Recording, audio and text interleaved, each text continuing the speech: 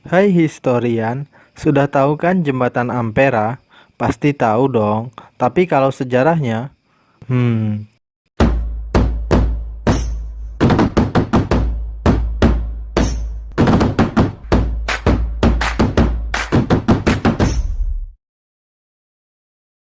jika kalian belum tahu sejarah dari jembatan Ampera, maka menonton video ini merupakan pilihan yang tepat, karena kalian akan mengetahui sejarah dan juga fakta-fakta dari jembatan kebanggaan rakyat Palembang ini. Tapi sebelum kita membahas lebih jauh mengenai jembatan Ampera ini, jangan lupa di subscribe dulu ya, karena akan ada banyak informasi menarik seputar sejarah lainnya. Jembatan yang populer dan identik dengan kota Palembang ini ternyata tidak hanya dikenal di dunia nyata saja loh. Bahkan, kepopuleran jembatan ini sudah ada dalam game online populer seperti Point Blank yang memasukkan jembatan ini ke dalam salah satu medan tempurnya. Sebagai kota yang syarat akan peninggalan bersejarah, ternyata jembatan yang membentang di atas Sungai Musi dan menghubungkan hulu dan juga hilir ini memiliki nilai historis tersendiri loh, di antara peninggalan-peninggalan lain yang ada di kota Palembang. Berikut ini adalah sejarah dan juga fakta-fakta menarik seputar jembatan Ampera. Yang pertama, sejarah dari jembatan Ampera. Pada awalnya, ide untuk membangun jembatan yang dapat menghubungkan dua daratan di kota Palembang ini sudah ada sejak zaman Gemeente Palembang, tahun 1906. Saat itu, wali kota Palembang diduduki oleh Lekuk de Ville. Namun, hal tersebut belum juga terwujud karena berbagai faktor, dan sempat terlupakan hingga akhirnya gagasan tersebut kembali muncul pada masa kemerdekaan. Ketika itu DPRD Peralihan Kota Palembang mengusulkan pembangunan jembatan saat sidang pleno yang berlangsung pada 29 Oktober 1956. Namun, anggaran yang dimiliki pemerintah Kota Palembang sebagai modal awal untuk membangun jembatan hanya ada sekitar 30.000 saja. Sehingga pada tahun 1957 dibentuklah panitia pembangunan yang terdiri dari beberapa orang seperti penguasa perang komando daerah militer 4 Sriwijaya yaitu Harun Sohar, Gubernur Sumatera Selatan H.A. Bastari, Wali Kota Palembang M. Ali Amin, beserta wakil wali kotanya yaitu Indra Jaya, untuk meminta bantuan kepada Presiden Soekarno dalam membangun jembatan tersebut.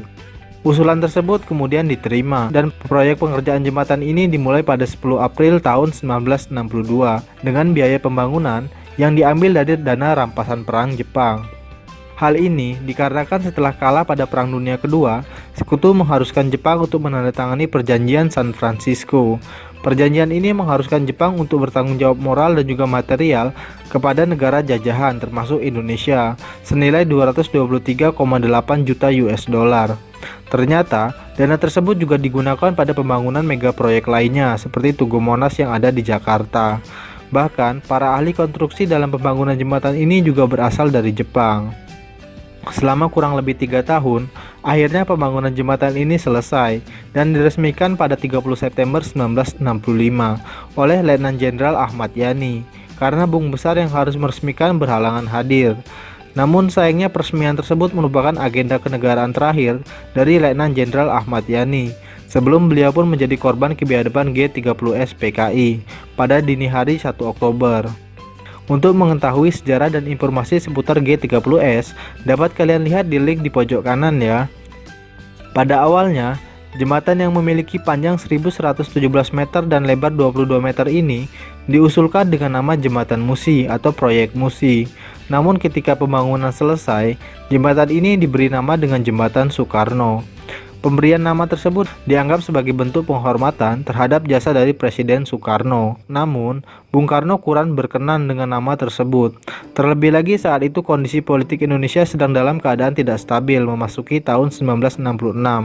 Dari alasan tersebut, nama Jembatan Soekarno pun kemudian diubah dan disamakan dengan slogan bangsa Indonesia pada tahun 1960-an yaitu Amanat Penderitaan Rakyat atau disingkat sebagai Ampera.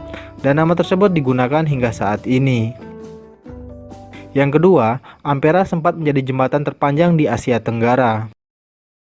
Jembatan yang memiliki panjang sekitar 1117 meter dengan lebar 22 meter dan tinggi 63 meter ini sempat menjadi jembatan terpanjang dan tercanggih di Asia Tenggara pada masanya. mengingat bagian tengah dari jembatan ini dapat diangkat ke atas, agar kapal besar yang lewat di bawahnya tidak tersangkut oleh badan jembatan. Bagian tengah jembatan ini dapat diangkat dengan peralatan mekanis dan terdapat dua bandul pemberat yang masing-masing berkisar 500 ton pada kedua menaranya. Dengan kecepatan sekitar 10 meter per menit, total waktu yang diperlukan untuk mengangkat keseluruhan jembatan ini ialah 30 menit. Akan tetapi memasuki tahun 1970-an, mekanisme tersebut sudah tidak lagi digunakan, dikarenakan waktu yang digunakan untuk mengangkat jembatan ini yang dianggap mengganggu arus lalu lintas. Terlebih lagi sudah tidak ada lagi kapal besar yang melintasi Sungai Musi. Sehingga pada akhir tahun 1990-an, dua bandul pemberat untuk bagian tengah jembatan ini pun dibongkar dengan alasan keselamatan masyarakat yang melintasi jembatan. Yang ketiga, jembatan Ampera mengalami perubahan warna hingga 3 kali. Jembatan Ampera terkenal dengan warna merah menyalanya. Namun, tahukah kalian kalau jembatan Kota Wongkitogalo ini pernah berubah warna hingga 3 kali loh? Saat didirikan, jembatan Ampera berwarna abu-abu, kemudian diganti menjadi warna kuning pada tahun 1992, dan yang terakhir dicat warna merah pada tahun 2002. Warna merah inilah yang jadi warna khas dari jembatan Ampera hingga saat ini. Nah, itulah tadi sekilas mengenai sejarah dari jembatan Ampera. Jadi, sekarang sudah tahu kan kalau ditanya sejarah dari jembatan kebanggaan Wong Palembang ini. Semoga informasi ini bisa bermanfaat. Sampai jumpa di pembahasan selanjutnya.